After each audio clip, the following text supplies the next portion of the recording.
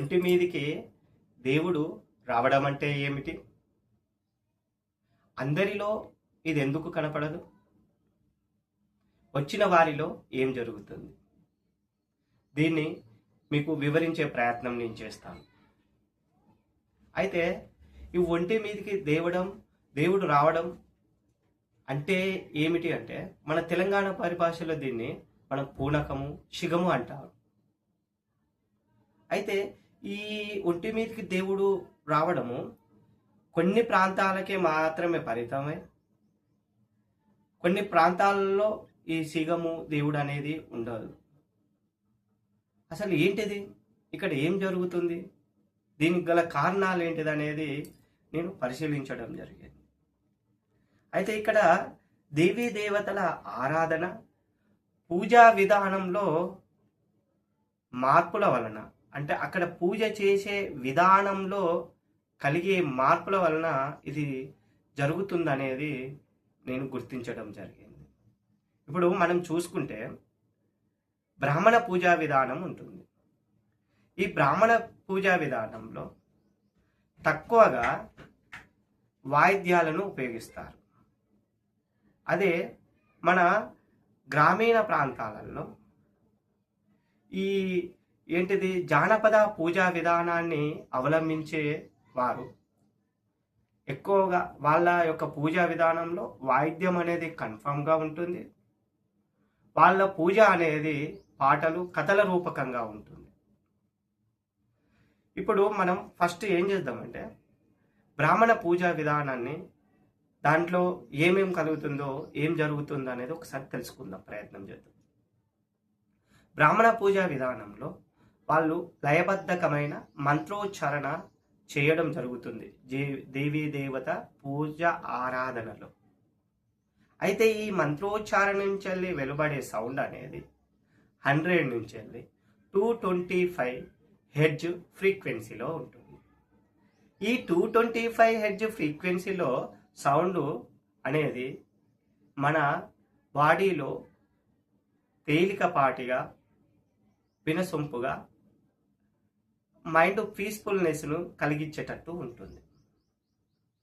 దీని వలన ఎవరైతే ఇక్కడ ఈ మంత్రోచ్చారణల పైన, దేవీ దేవతల పైన ఎవరి మనసు అయితే లగ్నం చేస్తారో వారి యొక్క మైండ్ అనేది తేలికగా, పీస్ఫుల్గా ఉంటుంది. అప్పుడు వాళ్ళ మైండ్ వాళ్ళ లోపల ఉన్న పిట్యూటరీ గ్లాండ్కు సందేశం ఇస్తుంది. నాకు ఇక్కడ పీస్ఫుల్గా ఇలా అనిపిస్తుందనే ఒక సందేశం ఇవ్వడం వలన అక్కడ అడ్రెనలిన్ ఉత్పత్తి అయ్యే హార్మోన్ యొక్క పర్సెంటేజ్ తగ్గుతుంది. ఇది తగ్గడం వలన ఏమవుతుందంటే వాళ్ళలో శ్వాసక్రియ రేటు తగ్గుతుంది, హృదయ స్పందన రేటు తగ్గి బాడీ అంతా తేలికగా అవుతుంది. ఒక లో ఫ్రీక్వెన్సీ వైబ్రేషన్ లెవెల్కు వాళ్ళ బాడీ పోవడం జరుగుతుంది. ఇలా ఎవరికి జరుగుతుందంటే,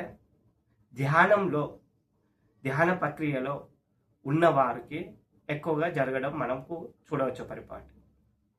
ఈ సందర్భంలో ఆ మంత్రోచ్చారణపై, ఆ దేవీ దేవతల పైన లగ్నం ఎవరు చేస్తారో, ఎవరి మైండ్ అయితే దానిపైన దృష్టి సాధిస్తారో అలాంటి వారికి కూడా ఇదే జరగడం జరుగుతుంది. మిగతా వారికి ఎవరు లగ్నం చేయకుండా అలా ఉన్నారా, వచ్చినమా, చూసినమా, ఉన్నామా అనే వారికి ఎలాంటి యొక్క మార్పులు అనేది సంభవించము, ఏమి జరగదు. ఎవరైతే ఉంటారో వాళ్ళపైన ఇది జరగడము ఇక్కడ మనం తెలుసుకోవచ్చు. అయితే ఇంకొకటి, ఇప్పుడు జానపద పూజా విధానమును మనం చూసుకుందాం.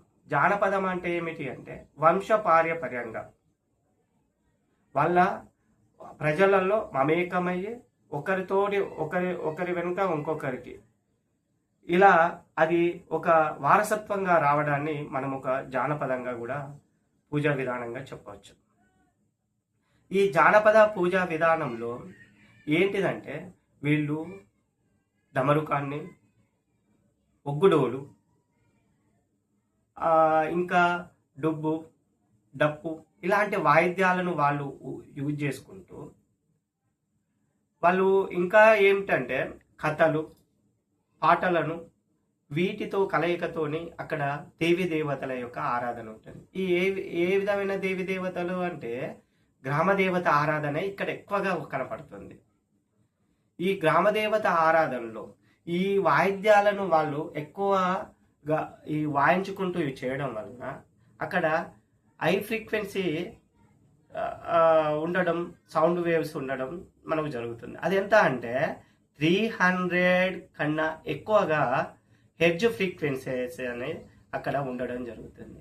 ఈ 300 హెడ్జ్ ఫ్రీక్వెన్సీ పెరగడము, తగ్గడము ఇలా జరగడం వలన అక్కడ ఉన్న వాళ్ళల్లో కొంచెం ఏంటిది, వాళ్ళలో ఉన్న ప్రతి సెల్ అనేది కొంచెం ఒక వైబ్రేటర్ లెవెల్కు పోవడం జరుగుతూ ఉంటుంది.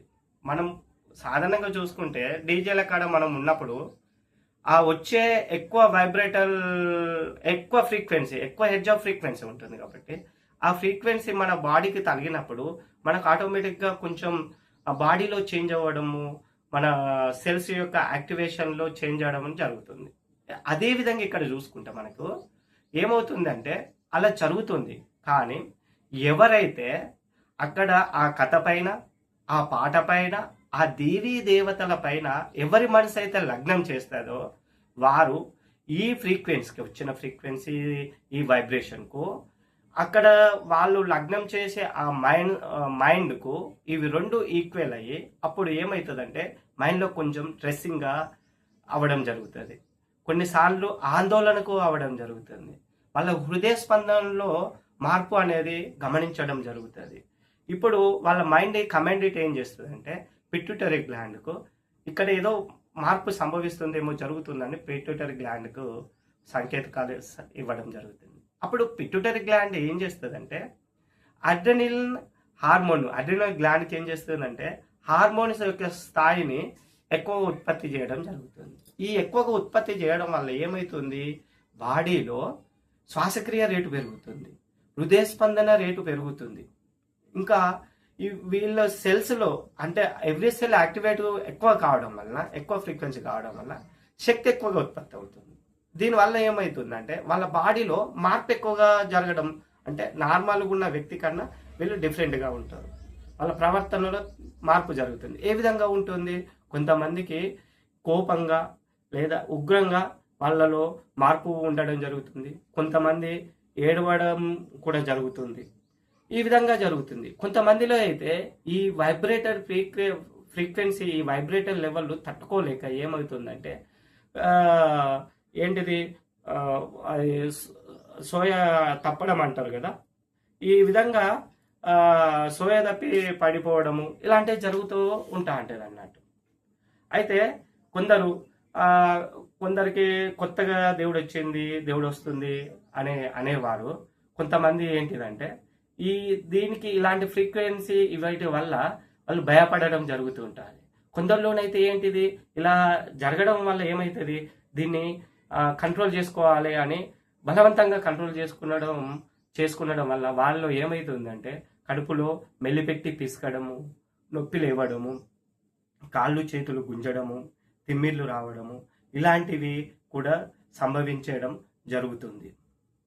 అయితే మరి వీళ్ళకు ఎందుకు వస్తుంది ఈ గ్రామదేవత పూజ ఆరాధన చేస్తుంటే వాళ్ళ తరతరాల నుంచి వెళ్ళి ఏంటిది, వాళ్ళ తాతలు తల్లుల నుంచి వెళ్ళి వాళ్ళకు కూడా ఈ యొక్క ఏంటిది పూనకము, ఈ సిగం వచ్చేది ఉంటుంది. వాళ్ళ పూర్వీకుల నుంచి వెళ్ళి వాళ్ళ బంధువులు ఇవన్నీ వాళ్ళు చిన్నప్పటి నుంచి చూడడము, వాళ్ళ మైండ్ సెట్లో కూడా ఈ ఆలోచన అనేది, భావం అనేది ఉంటుంది.